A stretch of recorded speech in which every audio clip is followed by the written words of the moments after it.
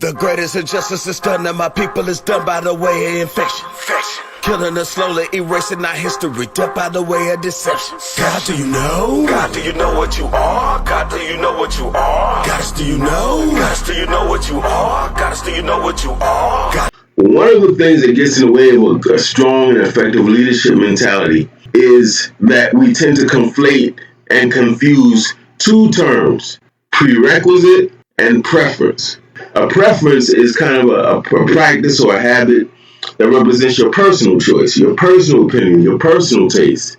And most importantly, with regards to liberation, it's not necessary to achieve liberation. These are things that we do because they have great meaning for us personally. And these things would include wearing a natural hairstyle.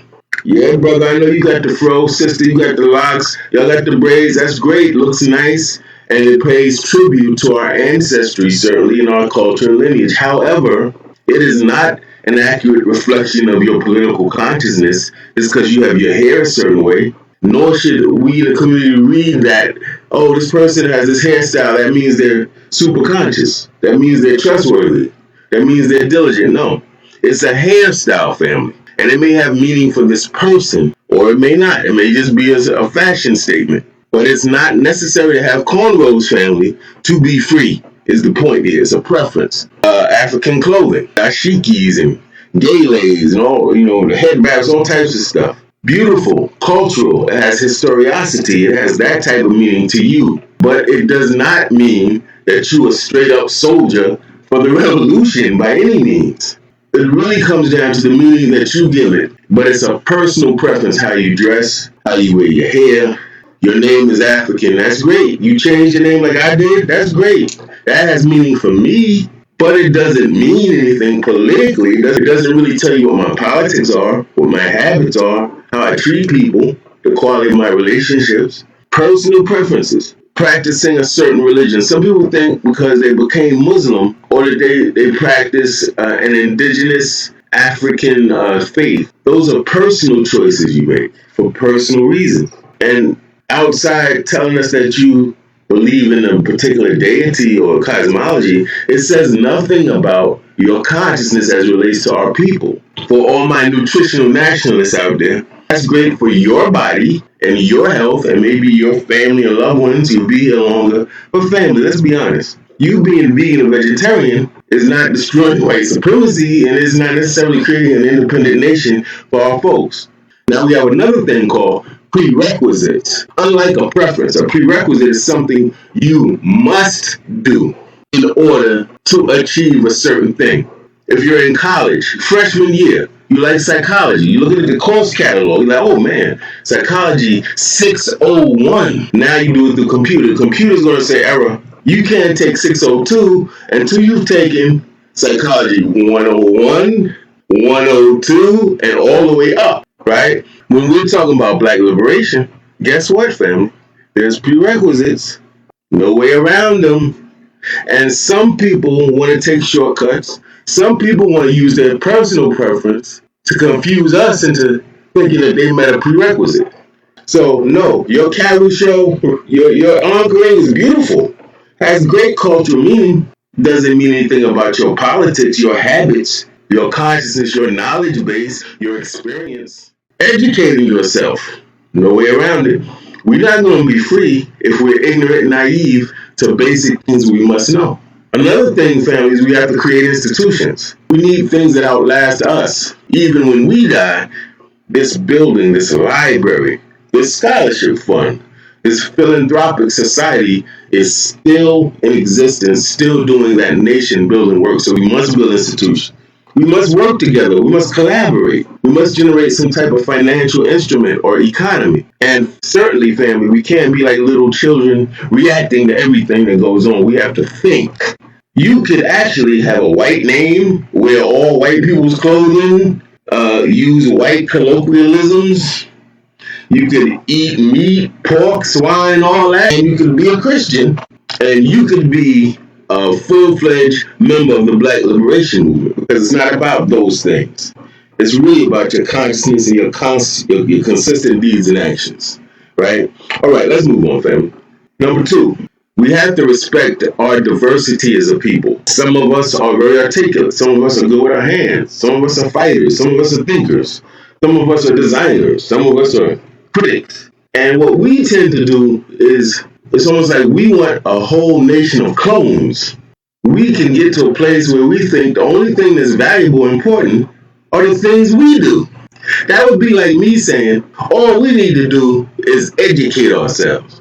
All we need are schools, because that's what I'm into. What type of fool would I be to advocate such an idiotic philosophy when I know full well that this nation we live in, and any nation, encompasses far more than having schools, far more than education.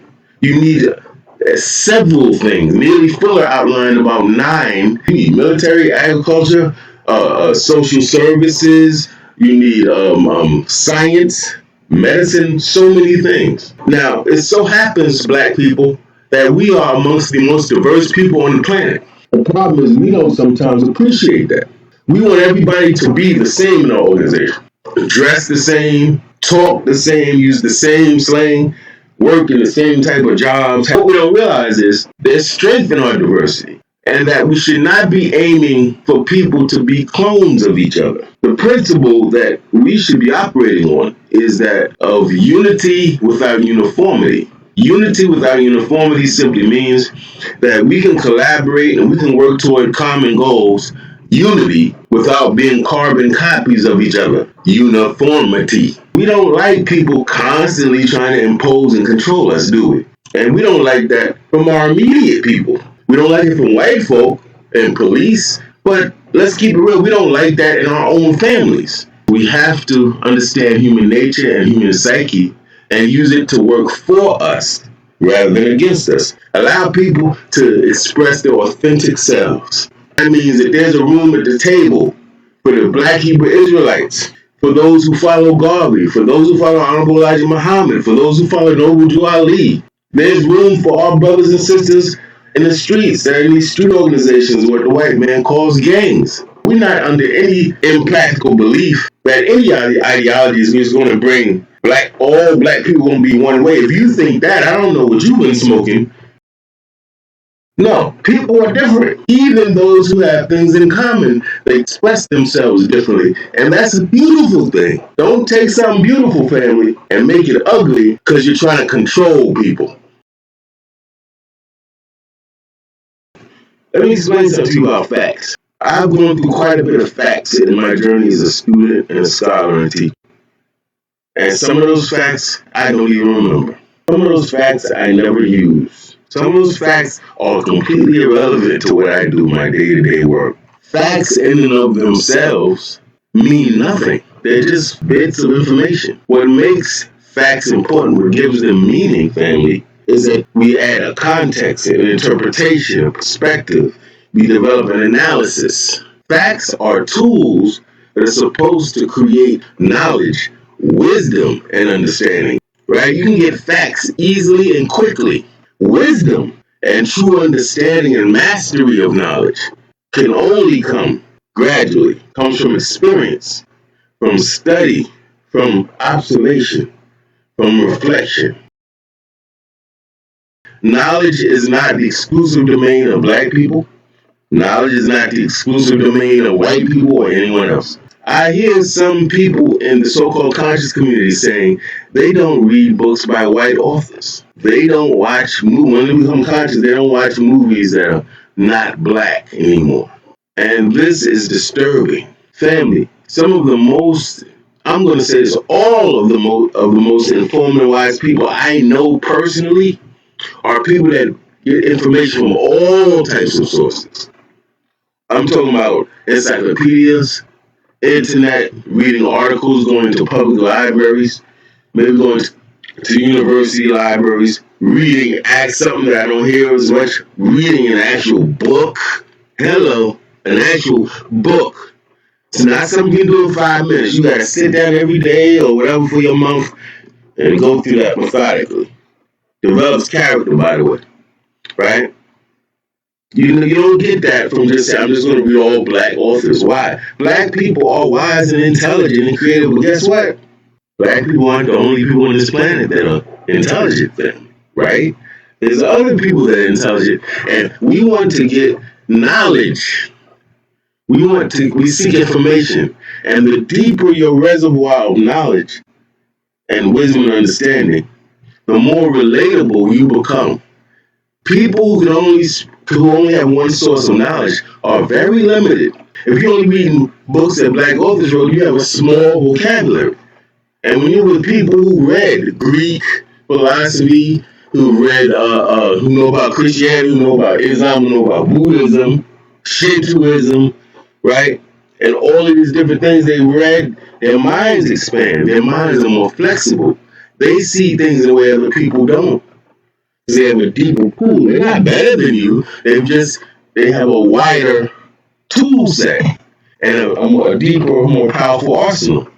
Right? I want to go on to say, therefore, we should not shame our community. We should not see a brother or sister, young or old, and they told me, yeah, I read Plato, and he was talking about, or I was checking out Aristotle and how they did A, B, and C. Or I was looking at what happened in India with Gandhi. Or I was checking out what happened with Pol Pot in Cambodia. Or I was checking out what happened with Mao Zedong. Or I was checking out, and you riding them and humiliating them. So that's not African. Family, with that said, I want to thank you for your time.